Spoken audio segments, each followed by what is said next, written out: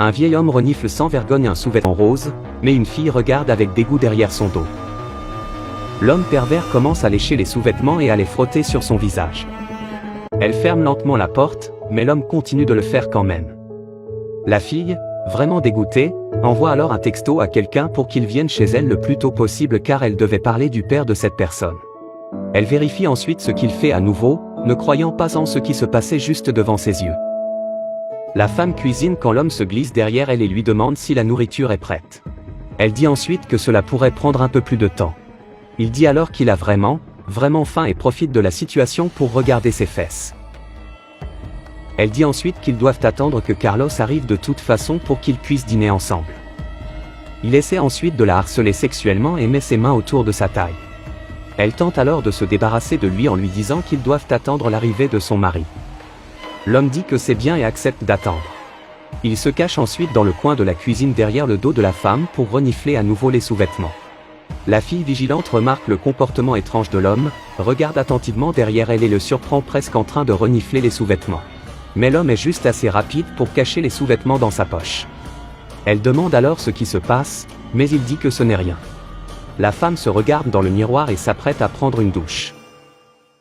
Elle commence à se déshabiller mais se rend compte qu'elle a laissé la porte ouverte. Elle vérifie ensuite à l'extérieur et verrouille la porte. Pendant ce temps, l'homme essaie d'entendre à l'intérieur, puis attrape son portefeuille et cherche quelque chose pour déverrouiller la porte. Il trouve une carte de crédit et essaie de l'utiliser pour crocheter la serrure. Il a du mal à l'ouvrir, mais sa technique ne fonctionne pas. Il court alors désespérément et laisse tomber sa carte de crédit par terre. Il fouille la cuisine jusqu'à ce qu'il trouve un grand couteau de cuisine.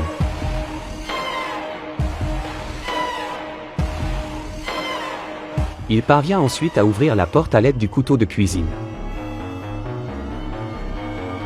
Il se faufile à l'intérieur et regarde la femme sous la douche. Parce que la femme se lavait les cheveux et regardait du côté opposé, il est passé inaperçu.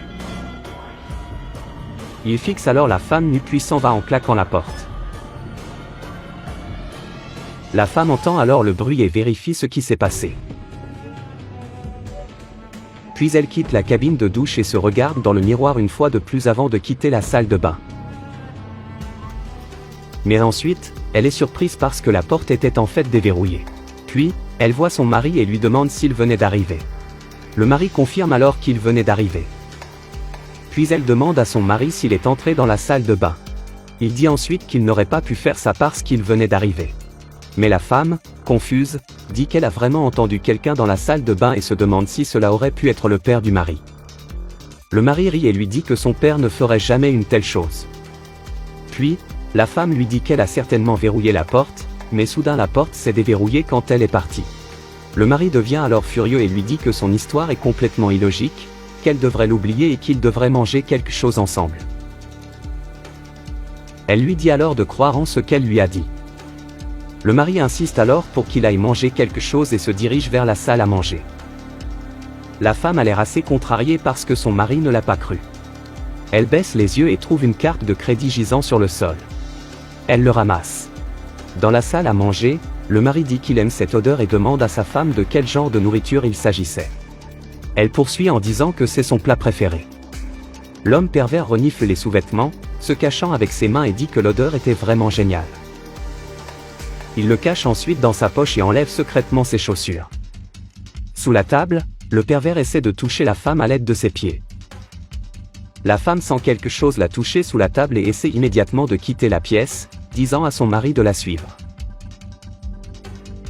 Puis l'homme demande pourquoi il devrait la suivre, mais elle lui crie à nouveau de la suivre. Il refuse de suivre et dit qu'il était censé manger. Ensuite, la femme s'énerve vraiment et dit que ce n'est pas grave et qu'il devrait la suivre immédiatement.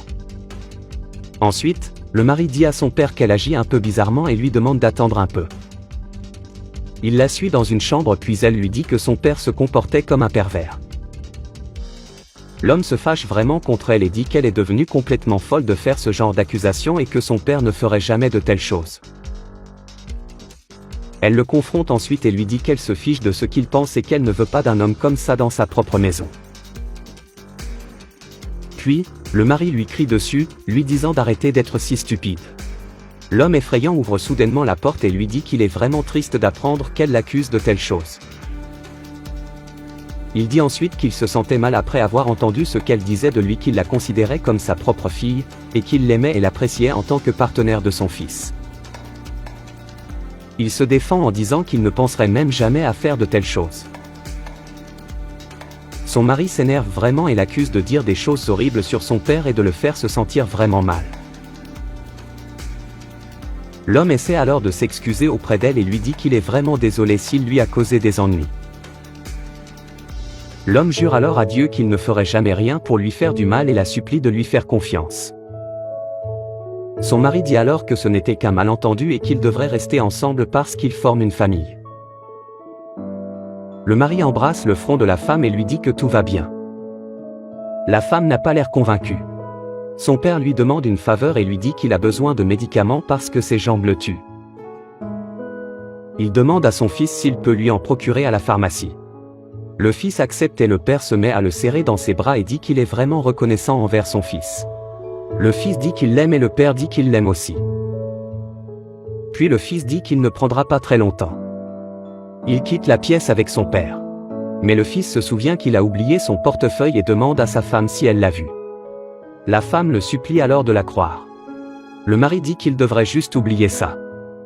Elle demande ensuite une seule chance de prouver qu'elle a raison. Son mari est d'accord. Elle lui dit alors de se cacher à l'intérieur de l'armoire et de se taire. L'homme, toujours réticent, lui demande l'intérêt de faire ça, et elle lui dit qu'il a accepté de la laisser lui montrer la vérité. Il accepte alors, et elle l'enferme dans l'armoire. Le pervers trouve la femme assise dans son lit et lui demande si son fils est déjà parti acheter les médicaments, et elle lui dit qu'il est parti. L'homme est vraiment excité et lui dit que c'était parfait. Et puis il lui dit qu'il voulait vraiment passer du temps seul avec elle parce qu'elle était vraiment savoureuse. La femme demande alors de quoi il parlait. Et puis il lui dit qu'il a trouvé sa culotte et la renifle devant elle. Ensuite, l'homme devient totalement incontrôlable et commence à crier que seules les prostituées et les femmes qui aiment l'argent portent ce genre de sous-vêtements. Des prostituées comme elle. Il promet de lui montrer ce qu'est un vrai homme et l'agresse ensuite.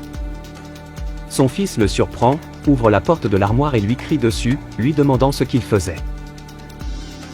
Puis le père, vraiment effrayé, essaie de s'excuser et dit que tout n'était qu'un malentendu et qu'il pouvait expliquer. Le fils en colère dit alors qu'il en a assez entendu. Puis le fils lui dit de se perdre et de faire ses sales affaires ailleurs. Le fils lui crie de partir et le force à sortir de la maison. Le mari revient en pleurant et dit à sa femme qu'il est vraiment désolé pour tout et elle l'embrasse.